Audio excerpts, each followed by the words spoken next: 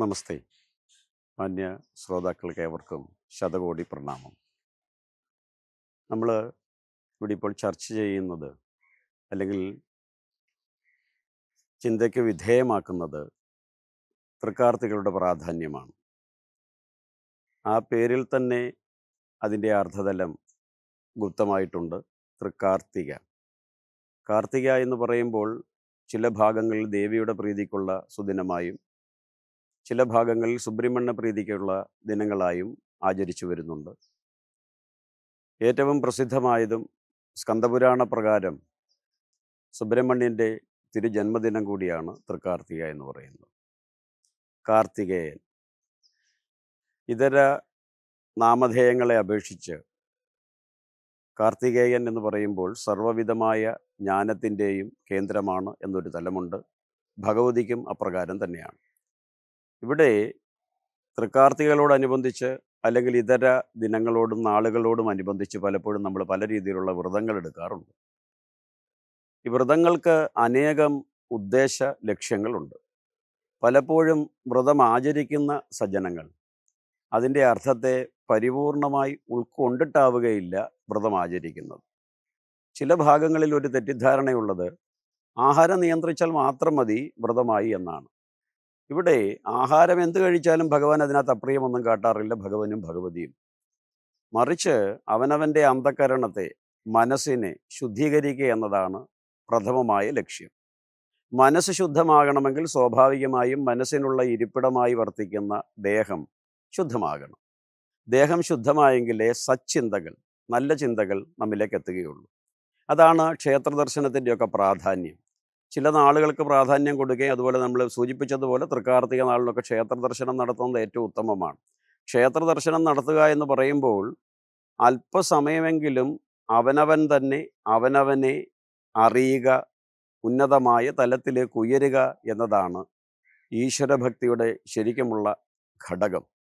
ഒരു ക്ഷേത്ര ദർശനം നടത്തുന്നതുകൊണ്ട് അത്ഭുതമല്ല അവിടെ പ്രതീക്ഷിക്കുന്നത്. മറിച്ച് എന്നിലെ ചൈതന്യത്തെ, അല്ലെങ്കിൽ എന്നെ ഞാനാക്കി വച്ചിരിക്കുന്ന ആ ദിവ്യമായ ചൈതന്യത്തിൻ്റെ തലത്തെ സ്വയം അനുഭവ വേദ്യമാക്കുന്നതിന് വേണ്ടിയിട്ടാണ് ഇത്തരത്തിലുള്ള എല്ലാ കർമ്മങ്ങളും നമ്മുടെ പൂർവികർ നമ്മൾക്കായി പ്രദാനം ചെയ്തിട്ടുള്ളത്.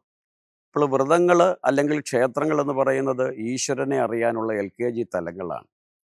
പരിപൂർണ ജ്ഞാനത്തെ കരഗതമാക്കാനുള്ള പ്രാഥമികമായ പാഠശാലകളാണ് ആചരണങ്ങളും ക്ഷേത്രങ്ങളും. മനസ്സിനെ, അല്ലെങ്കിൽ ശരീരത്തെ, അതുപോലെ തന്നെ പരിസരത്തെ മറികടക്കാനുള്ള പക്വത ആർജിക്കുവാൻ വേണ്ടിയിട്ടാണ് ഇത്തരം വ്രതങ്ങളെല്ലാം നമ്മുടെ പൂർവികർ നമ്മൾക്കായി പകർന്നു തന്നിട്ടുള്ളത്. അതിനുമപ്പുറം ശാസ്ത്രീയമായി പറഞ്ഞാൽ ആധുനിക ലോകവും പറയുന്നു, ആരോഗ്യ മേഖലയും പറയുന്നു, നമ്മിലേക്ക് എത്താൻ സാധ്യതയുള്ള പല രോഗങ്ങളുടെയും മൂലഹേതു നമ്മളുടെ ആഹാര രീതിയാണ്, ദൈനംദിന ജീവിത രീതിയാണ്. ഇന്ത്യയിലെ ഏറ്റവും കൂടുതൽ അഭ്യസ്ത വിദ്യർ എന്ന് ഊറ്റം കൊള്ളുന്നവരും എല്ലാം അറിയാകുന്നവർ എന്ന് പറയുന്ന നമ്മളുടെ മലയാളികളിലാണ്, കേരളീയരിലാണ് ഒരു പക്ഷേ ജീവിതശൈലി രോഗങ്ങൾ ഏറ്റവും ശക്തമായ രീതിയിൽ പ്രകടമാകുന്നത്. ഇതര ഇന്ത്യയുടെ ഭാഗങ്ങളിൽ സഞ്ചരിച്ചാൽ അത് തുലോം തുച്ഛമാണ്. അതിന് നേരെ വിപരീതമാണ് ബുദ്ധിരാക്ഷസന്മാരായ നമ്മളുടെ സ്വന്തം കേരളത്തിൻ്റെ അവസ്ഥ. എന്തുകൊണ്ടിത് സംജാതമാകുന്നു? എന്തുകൊണ്ട് ഇതരർക്ക്, അല്ലെങ്കിൽ മറ്റുള്ള ഭൂപ്രദേശങ്ങളിൽ വസിക്കുന്നവർക്ക് ഇത്രയേറെ കാഠിന്യം അനുഭവപ്പെടുന്നില്ല? യാതൊരു സംശയവും വേണ്ട, നമ്മുടെ ജീവിതശൈലി തന്നെയാണ് അതിന് കാരണം. എൻ്റെ ശരീരത്തിന് ഗുണപ്രദമായിട്ടുള്ളതേ ഞാൻ ഉള്ളിലേക്ക് സ്വീകരിക്കാവൂ എന്ന മിനിമം ബോധം പോലും പലപ്പോഴും നമ്മൾക്കില്ലാതായി മാറും.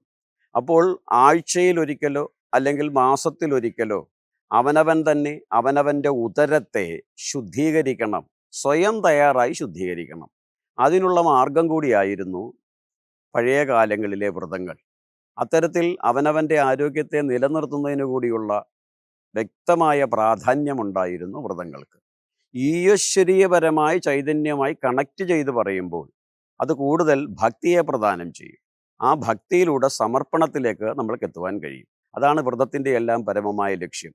ഏറ്റവും ഉത്തമമായ സൽസന്തതിയെ ലഭിക്കുവാനും ഭഗവതിയുടെ കൃപാകടാക്ഷത്തിനും, നേരത്തെ സൂചിപ്പിച്ചതുപോലെ സുബ്രഹ്മണ്യൻ്റെ കൃപാകടാക്ഷത്തിനും വ്രതങ്ങൾക്ക്, വിശിഷ്യ കാർത്തിക വ്രതത്തിന് വളരെയേറെ പ്രാധാന്യമുണ്ട്. ദീപം കൊളുത്തുക, കാർത്തികയ്ക്ക് ദീപം കൊളുത്തണമെന്ന് പറയും. ചില ക്ഷേത്രങ്ങളിൽ ഗംഭീരമായ രീതിയിൽ നിലവിളക്കുകളും ഇതര ദീപങ്ങളും ജ്വലിപ്പിക്കും. എന്താണ് ദീപത്തിൻ്റെ പ്രാധാന്യം?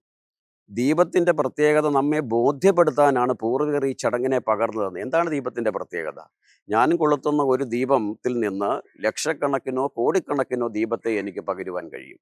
അശ്രദ്ധമായ എൻ്റെ ഒരു പ്രവൃത്തി മൂലം, ഒരു ചെറിയ നാളം മൂലം ഒരു പ്രദേശം മുഴുവൻ കത്തിച്ച് ചാമ്പലാക്കാൻ കഴിയും. മറ്റുള്ളവനിലേക്ക് ഇരുട്ടിനെ എത്തിക്കുവാൻ എൻ്റെ കൈവശമുള്ള വിളക്കിനെ ഒരു നിമിഷം മാത്രം ഞാൻ ചിന്തിച്ചാൽ മതി അണയ്ക്കുവാൻ കഴിയും. മറിച്ച് അനേകർക്കുള്ള പ്രകാശമായി, ജീവിത യാത്രയ്ക്ക് സുഗമമായ പന്ഥാവിനെ വ്യക്തമായി കാട്ടിക്കൊടുക്കുന്ന ദീപമായി വേണമെങ്കിലും ഞാൻ വിചാരിച്ചാൽ എൻ്റെ കൈവശമുള്ള ദീപത്തെ മാറ്റുവാൻ കഴിയും. അപ്പോൾ ഒന്നിൽ നിന്ന് മറ്റൊന്നിലേക്ക് പകരുമ്പോഴും ആദ്യത്തെ നിലവിളക്കിൻ്റെ ശക്തിക്കോ ശോഭയ്ക്കോ യാതൊരു ശോഷണവും സംഭവിക്കുന്നില്ല. ഇതാണ് ഈശ്വരൻ. സുഹൃതം സർവഭൂതാനാം, അല്ലെങ്കിൽ ഈശാവാസ്യമിതം സർവം എന്ന് നമ്മുടെ പൂർവികർ പറയുന്നത്. ഈശ്വരൻ്റെ വിഭൂതിയാണ് സമസ്ത ലോകവും എന്ന് പറയുന്നത് ഇതാണ്. ഒന്നിൽ നിന്നാണ് സർവവും ഉത്ഭവിച്ചിരിക്കുന്നത്. ആ യാഥാർത്ഥ്യം നമ്മളെ ബോധ്യപ്പെടുത്താനാണ് ദീപം കൊളുത്തണം എന്ന് പറയുന്നത്. ദീപത്തിൻ്റെ പ്രത്യേകത നമ്മൾ സ്വയം മനസ്സിലാക്കണം. ഇതുപോലെ തന്നെയാണ് നമ്മൾ ഓരോരുത്തരും. ഒരു ദീപം കൊളുത്തുന്നവൻ അവനവൻ്റെ പ്രവൃത്തിയിലൂടെ ദീപത്തിന് തുല്യം ഉദിച്ചുയരണം. അതാണ് അതിൻ്റെ താത്വിക തലം. ശരിക്കും നമ്മൾ ശാസ്ത്രീയമായി മനസ്സിലാക്കേണ്ടത് അതാണ്. ഈ ദീപം എപ്രകാരമാണോ മറ്റുള്ളവരുടെ അന്ധകാരത്തെ ഇല്ലായ്മ ചെയ്യുന്നത്, അപ്രകാരം മറ്റുള്ളവരുടെ അന്ധതയും അജ്ഞതയും സങ്കടവും എന്നാൽ കഴിയാവുന്ന രീതിയിൽ ഇല്ലാതാക്കി ഒരു ദീപം എപ്രകാരമാണോ ഗംഭീരമായ തലത്തിൽ വർത്തിക്കുന്നത്, ആ തലത്തിലേക്ക് എനിക്കും ഉയരണം, ഞാനും ഉയരും എന്ന ചിന്തയോടുകൂടിയാകണം ഓരോ വ്യക്തികളും ഒരു ദീപം പോലും കൊളുത്തുന്നത്. അപ്പം നോക്കൂ, പലപ്പോഴും നമ്മൾ ഈ അർദ്ധതലങ്ങളെയോ അതിൻ്റെ ആഴങ്ങളെയോ അറിയാതാണ് കർമ്മങ്ങൾ ചെയ്യുന്നത്. തന്മൂലം ഇതെല്ലാം പ്രഹസനങ്ങളായി മാറുന്നു, കേവലം ചടങ്ങുകളായി മാറുന്നു. അതിനാൽ ശോഷണം സംഭവിക്കുന്നു. ക്രമാനുഗതമായി അർദ്ധതലങ്ങളെ അറിയാതെ നമ്മൾ ഇതിനെയെല്ലാം ചെയ്യുക വഴി ഇതിൻ്റെ പ്രാധാന്യത്തെപ്പറ്റി മറന്നുപോകുന്നു. വിശിഷ്യ പുതുതലമുറ ഈശ്വരനിൽ നിന്നും ഈശ്വരീയപരമായ ചടങ്ങുകളിൽ നിന്നും വളരെയേറെ അകന്നു പോകുന്നു. നമ്മുടെ കൃതികൾ, വിശിഷ്യ സനാതന സംസ്കാരത്തിൻ്റെ കൃതികളെല്ലാം നമ്മെ ബോധ്യപ്പെടുത്തുന്നത്, പഠിപ്പിക്കുകയാണ്. ഉദ്ധരേ ആത്മനാത്മാനം, ഓരോരുത്തരെയും ഉയർത്തുക, അറിവിലൂടെ സ്വയം പര്യാപ്തരാക്കുക എന്നതാണ് ലക്ഷ്യം. അതിനു വേണ്ടിയിട്ടാണ് ക്ഷേത്ര ചടങ്ങുകളും വഴിപാടുകളും എല്ലാം നമ്മൾക്കായി പറഞ്ഞിട്ടുള്ളത്. അതുകൊണ്ട് തന്നെ ഒരു വ്രതം നോക്കുമ്പോൾ നിങ്ങൾ കഴിക്കുന്ന ആഹാരത്തെപ്പറ്റിയുള്ള ചിന്തയില്ലെങ്കിലും വ്രതം ആചരിക്കുന്ന ദിവസം ഒരു കാരണവശാലും ഒരു ജീവജാലങ്ങളുടെ പ്രാണിക്കും നാശം സംഭവിപ്പിക്കരുത്. അതുപോലെ തന്നെ മറ്റുള്ളവരുടെ കുറവുകളും കുറ്റങ്ങളും പറഞ്ഞ് അതിൽ ആനന്ദം കണ്ടെത്തരുത്. അനാവശ്യമായ ചിന്തയിൽ നിന്നും മനസ്സിനെ നിയന്ത്രിക്കുക എന്നതാണ് വ്രതങ്ങളുടെ പരമമായ ലക്ഷ്യം. സ്വയം ഈശ്വര ചൈതന്യത്തെ അനുഭവിച്ചറിയുക. എന്നിൽ തന്നെയുള്ള എൻ്റെ പ്രാണൻ സർവേശ്വരൻ്റെ അംശമാണ്, ഭഗവതിയുടെ അംശമാണ്, സുബ്രഹ്മണ്യൻ്റെ അംശമാണ്, സമസ്ത ദേവതകളുടെ അംശമാണ്. ആ ദേവൻ്റെ തന്നെ ശക്തിയുടെ ഒരംശമാണ് എന്നിൽ കൂടി കൊള്ളുന്നത്. അതുകൊണ്ട് നന്ദിയോടും ഭക്തിയോടും പ്രേമത്തോടും കൂടി ഈശ്വരനെ അല്ലെങ്കിൽ ഈശ്വരിയെ ആരാധിക്കുവാനും സ്തുതിക്കുവാനും നന്ദി രേഖപ്പെടുത്തുവാനുമുള്ള മാർഗങ്ങളാണ് ക്ഷേത്ര ദർശനങ്ങളും വ്രതാചരണങ്ങളും. അതുകൊണ്ട് നമ്മുടെ ആചാര്യ പരമ്പരകൾ നമ്മൾക്കായി നൽകിയിട്ടുള്ള ഏറ്റവും പ്രധാനപ്പെട്ട സുദിനങ്ങളിലൊന്നാണ് തൃക്കാർത്തിക. തൃക്കാർത്തിക ദിനം തീർച്ചയായും ക്ഷേത്ര ദർശനം നടത്തണം. അതിൽ യാതൊരു മുടക്കവും കൂടാതിരിക്കണം. അല്പമെങ്കിലും സമയം കണ്ടെത്തി ക്ഷേത്ര ദർശനം നടത്തുക. അതിലൂടെ അവനവൻ്റെ ഉള്ളിലുള്ള ഈശ്വര ചൈതന്യത്തെ വണങ്ങുവാനും നന്ദിയോടുകൂടി സ്മരിക്കുവാനുമുള്ള ക്രമീകരണം നടത്തുക. അതുപോലെ തന്നെ വ്രതത്തിൻ്റെ പ്രാധാന്യം. വ്രതം എന്നത് കേവലം ഒരു ചടങ്ങല്ല.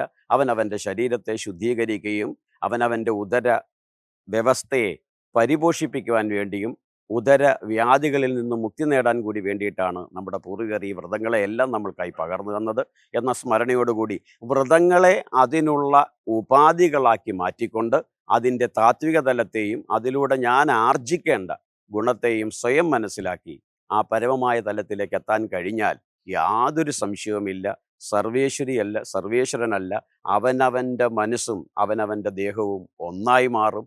അങ്ങനെ മാറിയെങ്കിലേ നമ്മൾക്ക് പരിപൂർണമായ ഐശ്വര്യത്തെ അല്ലെങ്കിൽ ലക്ഷ്യത്തെ പ്രാപിക്കാൻ കഴിയുകയുള്ളൂ. അതിനായിട്ടാകാം നമ്മുടെ പൂർവികർ ഇത്തരത്തിലുള്ള ചടങ്ങുകളെ മുഴുവൻ നമ്മൾക്കായി സംഭാവന ചെയ്തത്. അതുകൊണ്ട് തന്നെ ഏത് നല്ല ദിനങ്ങളിൽ എത്തപ്പെട്ടാലും ക്ഷേത്ര ദർശനം നടത്തണമെന്ന് പറയുന്നതിൻ്റെ പ്രാധാന്യം ഈശ്വരനെ സ്മരിക്കുവാനുള്ള ഓരോ സാഹചര്യത്തെ ഒഴിവാക്കുകയാണ് നമ്മുടെ പൂർവികർ അതിലൂടെ ലക്ഷ്യം വെച്ചത്. അതുകൊണ്ട് തന്നെ തീർച്ചയായും നമ്മളേവരും ഭക്തിയോടുകൂടി പ്രാർത്ഥിക്കേണ്ട പുണ്യദിനമാണ് തൃക്കാർത്തിക. തൃക്കാർത്തിക നാൾ ദീപങ്ങളിൽ വിളക്ക് കൊളുത്തുന്നത് ഏറ്റവും ശ്രേയസ്കരമാണ്. അപ്പോൾ സൂചിപ്പിച്ച് ഓർത്തുകൊള്ളുക, വിളക്ക് കൊളുത്തുന്നതിൻ്റെ പ്രാധാന്യം സൂചിപ്പിച്ച് കേവലം ഒരു വിളക്ക് കൊളുത്തുക എന്ന് പറയുമ്പോൾ എൻ്റെ പ്രവൃത്തിയാകണം ദീപത്തിന് തുല്യം ജ്വലിക്കേണ്ടത്. അതിലൂടെയാകണം മറ്റുള്ളവരുടെ അന്ധകാരം മാറ്റേണ്ടത്. ഒരു ദീപം എപ്രകാരമാണോ ഒരു പഥികന് യാത്രക്കാരൻ്റെ ദിശയെ കാട്ടിക്കൊടുക്കുന്ന അതേ രീതിയിൽ സമൂഹത്തിന് ശരിയായ ഉത്തമമായ ദിശ കാട്ടുന്ന ഓരോ ചൈതന്യമായി നമ്മൾ ഓരോരുത്തരും മാറണം. അതാണ് അതിൻ്റെ ശരിയായിട്ടുള്ള അർത്ഥതലം.